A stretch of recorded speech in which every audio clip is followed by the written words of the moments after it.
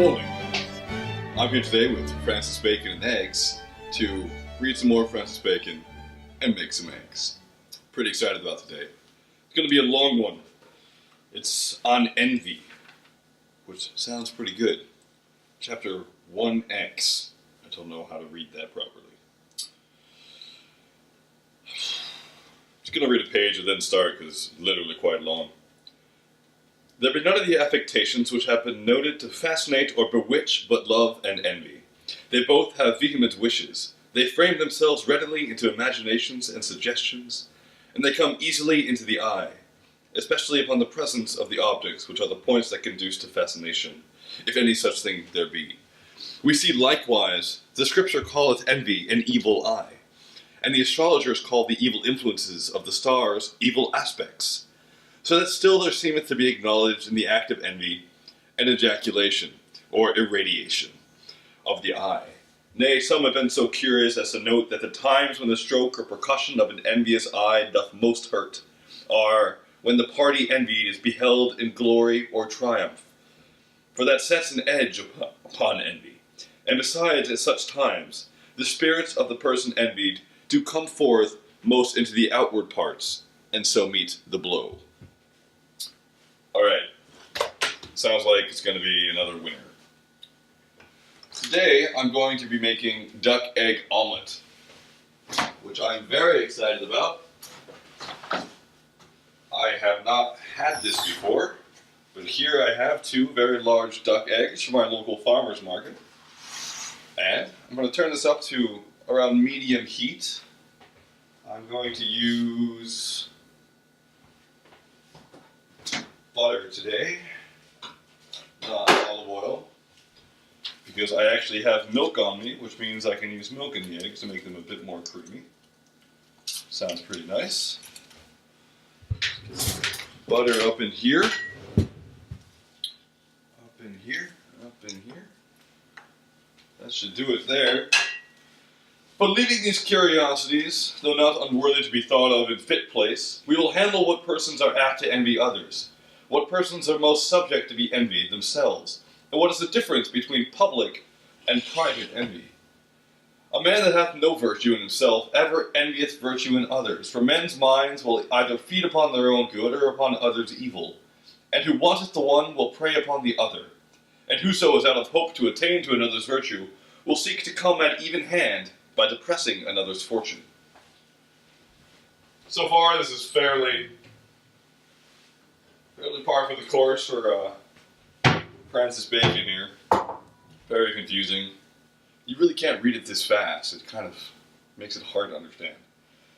A man that is busy and inquisitive is commonly envious. Okay. For to know much of other men's matters cannot be because all that ado may concern his own estate. Therefore it must needs be that he taketh a kind of play pleasure in looking upon the fortunes of others. Neither can he that mindeth but his own business find much matter for envy. For envy is a gadding passion, and walketh the streets, and doth not keep home. Non est curiosus, quid idem sit malevolus. Reminds me of Virgil's Aeneid when he talks about rumor walking the land with 1,000 eyes and 1,000 ears. Great metaphor. Also, needs be. It's got to be one of my favorite syntactic expressions.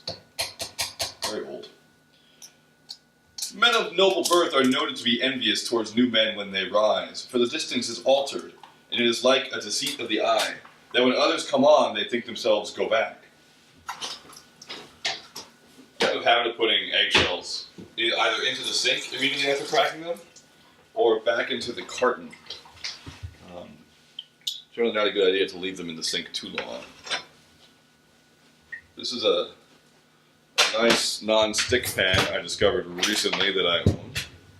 Totally forgot about it, and it's really been great for omelets. I'm going to spread the butter around so that it's even.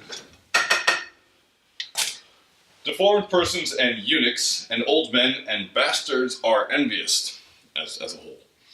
For he that cannot possibly mend his own case will do what he can to impair others, and accept those defects, light upon a very brave and heroical nature, which thinketh to make his natural wants part of his honour, In that it should be said that a eunuch or a lame man did such great matters, affecting the honor of a miracle, as it was in Narses the eunuch, and Argilasaus, and Tamerlane, that were lame men. Well then, let's just... I don't know any eunuchs that I know of. I might know one. No one's come out and told me they're a eunuch. Got some milk here.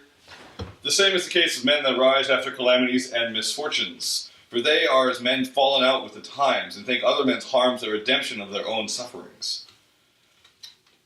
They that desire to excel in too many matters out of levity and vainglory are ever envious, for they cannot want work, it being impossible but many in some one of those things should surpass them. Which was the character of Adrian the emperor, that mortally envied poets and painters and artificers in works, wherein he had a vein to excel. That's interesting. Clearly don't want too much things. That's a problem ever I have, which must maketh me envious. Good to recognize that. Lastly, near kinsfolk and fellow in office, and those that have been bred together, are more apt to envy their equals when they are raised, for it doth both upbraid unto them their own fortunes, and pointeth at them, and cometh oftener into their remembrance, and incurreth likewise more into the note of others. And envy ever redoubleth from speech and fame. Cain's envy was the more vile and malignant toward his brother Abel, because when his sacrifice was better accepted, there was nobody to look on. This much for those that are apt to envy. So these eggs are just mixing absolutely beautifully. I hope you can see that. I'm going to add some nice ground black pepper here.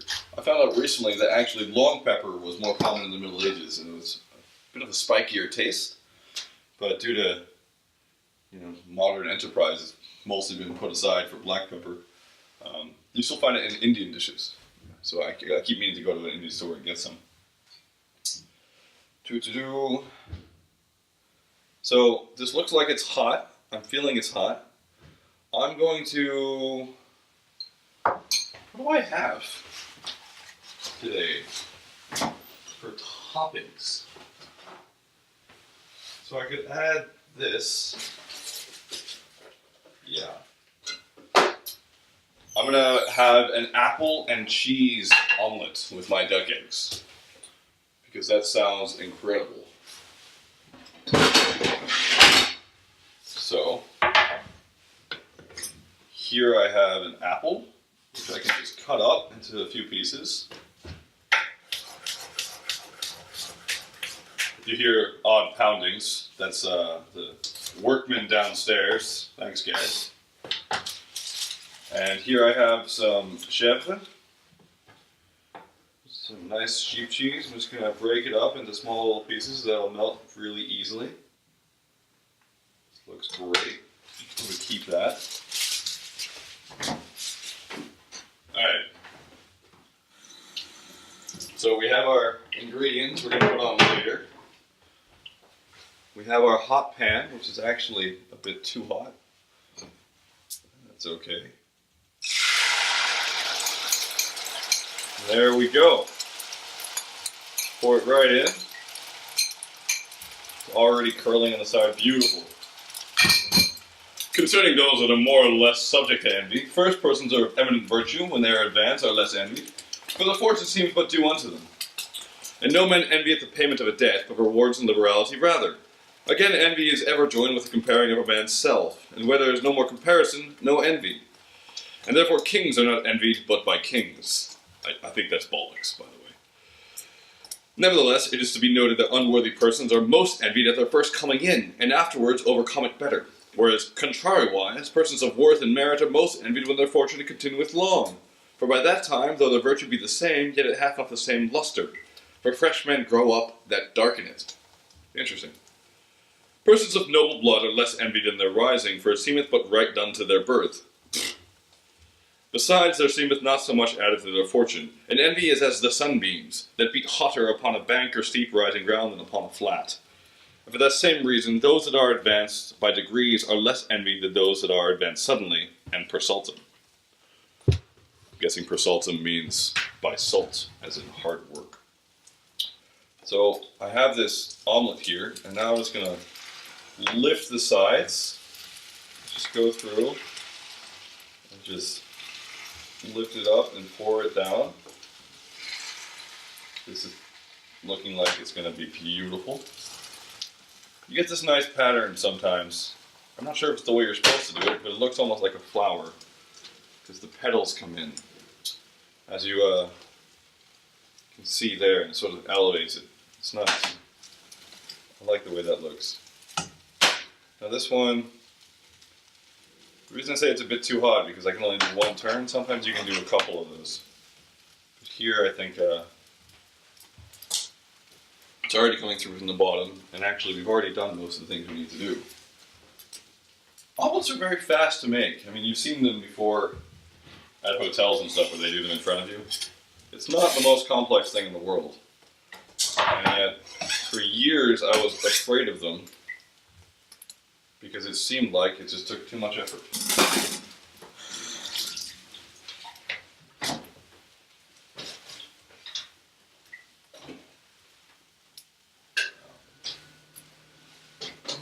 Put a small salad with my omelet. And that should be it. I hope if you envy not me for my omelet. I would indeed be sad. You've seen yesterday's meal. So good. There's a nice rocket here that will make a nice salad. If you're going to make a nice breakfast for yourself, generally I find it's a whole lot better if you make it really nice. Because then you just end up being a happier person. Because you take pride in your work. It's kind of poor little commentary you would give to a 6-year-old, but here I am. Anyway, got some strawberry salad there. Looks nice. Now I'm going to...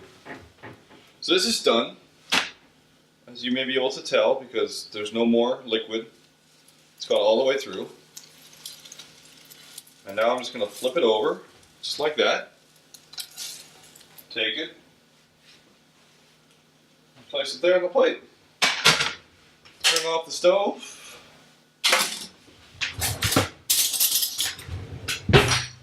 Finish my last little sub dish here, which I've started putting these little wine glass-esque ramekins. I don't really need much yogurt.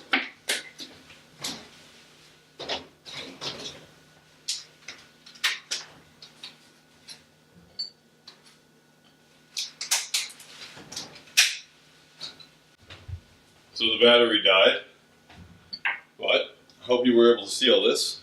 That's what we have. We have a nice strawberry rocket salad, some blueberries and yogurt, and this beautiful, beautiful omelet, if I do say so myself, with some cheese and apple.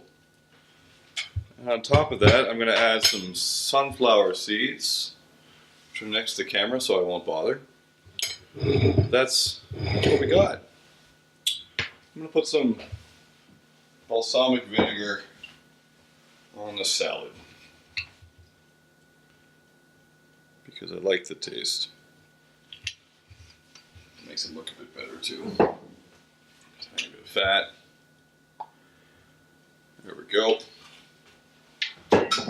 Olive oil and salt are secret weapons. Use them often. Alright. Those that have joined with their honor great travels, cares, or perils are less subject to envy. For men think that they earn their honors hardly, and pity them sometimes. And pity ever healeth envy. Wherefore you shall observe that the more deep and sober sort of politic persons, in their greatness, are ever bemoaning themselves what a life they lead, chanting a quanta patimor.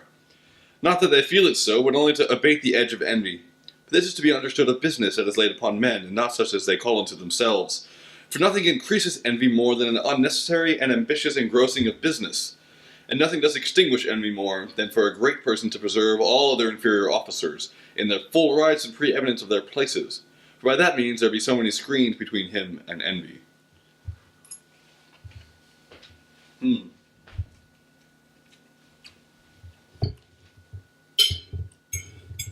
That's interesting. I think I left this a bit too long in the pan. It's a bit dry. It's good. It's a milder touch in the duck egg than the chicken. Above all, those are most subject to envy which carry the greatness of their fortunes in an insolent and proud manner, being never well but while they are showing how great they are, either by outward pomp or by triumphing over all opposition or competition. Whereas wise men will rather do sacrifice to envy in suffering themselves, sometimes the purpose to be crossed, and overborne in things that do not much concern them. Notwithstanding, so much is true, that the carriage of greatness in a plain and open manner, so it be without arrogancy and vainglory, doth draw less envy than if it be a more crafty and cunning fashion. For in that course a man doth but disavow fortune, and seemeth to be conscious of his own want and worth, and doth but teach others to envy him. Interesting. So, be plain. Don't, be too cunning.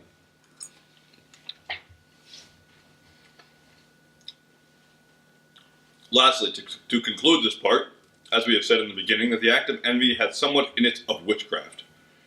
So there is no other cure of envy but the cure of witchcraft, and that is to remove the lot, as they call it, and to lay it upon another. For which purpose the wiser sort of great persons bring in ever upon the stage somebody upon whom to derive the envy that would come upon themselves, sometimes upon ministers and servants, sometimes upon colleagues and associates and the like. For that turn, they are never wanting some persons of violent and undertaking natures, who so they may have power in business will take it at any cost. I think that's ridiculous. I think the removal of envy is to... Well, I guess you can't remove it from others. Pity is the removal of envy in yourself. Now, to speak of public envy, there is yet some good in public envy, whereas in private there is none. For public envy is an ostracism that eclipseth men when they grow too great, and therefore it is a bridle also to great ones to keep them within bounds. Some checks and balances for you right there. This envy, being in the Latin word invidia, goeth in the modern languages by the name of discontentment, which I'll speak in handling sedition. It is a disease in the state like to infection. For as infection spreadeth upon that which is sound and tainteth it, so when envy is gotten once into a state, it seduceth even the best actions thereof, and turneth them all into an ill odour, and therefore their little one by intermingling of plausible actions. For that doth argue but a weakness and fear of envy, which hurteth so much the more as it is likewise usual in infections, which if you fear them, you call them upon you. This public envy seemeth to beat chiefly upon principal officers and ministers, rather than upon kings and estates themselves.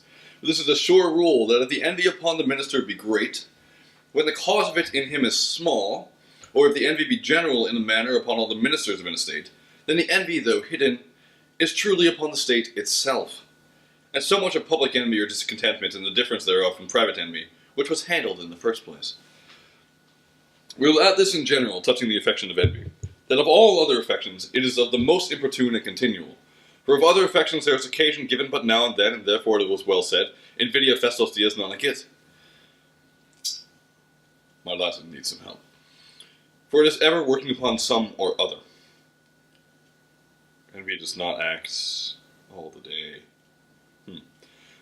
It is also noted that love and envy do make a man pine, which other affections do not, because they are not so continual. It is also the vilest affection, and the most depraved, for which cause it is a proper attribute of the devil, who is called the envious man that soweth tares among the wheat by night. As it is always come to pass that envy worketh subtly, and in the dark, and to the prejudice of good things, such as is the wheat. And that's the section on envy. Clearly, Bacon does not like it. There's lots of notes. We have a short analysis here. I'm going to keep eating my breakfast because I'm actually quite hungry. Yogurt's delicious. Envy is a bewitching affection like love, most injurious in times of prosperity. 2. Persons are apt to be envious. Those without virtue, busy and inquisitive men, men of noble birth, towards rising men, those under irreparable disadvantage, deformed persons, eunuchs, bastards, men who rise after misfortune, those desiring to excel in many matters, kinsfolks, and fellows in office. Persons who are apt to be envied are those of eminent virtue when advanced, those of noble blood when they rise, those advanced by degrees, those who have earned advancement, all those rather less than those who are insolent and proud in success. Remark, the cure of envy is to remove the lot. Public envy has some good in it, like ostracism. It is foolish to try to avoid it by intermingling plausible actions, and it fastens upon officers and ministers rather than upon kings and estates. Remark, envy is incessant, wasting, and subtle. So there we have it. That is envy. I hope you've enjoyed this episode of Francis Bacon and eggs and strawberries and blueberries and duck eggs. An apple. Very fruity breakfast. May you have a beautiful day. And may you find succor in the remembrance that envy will only waste you away. Good. Farewell.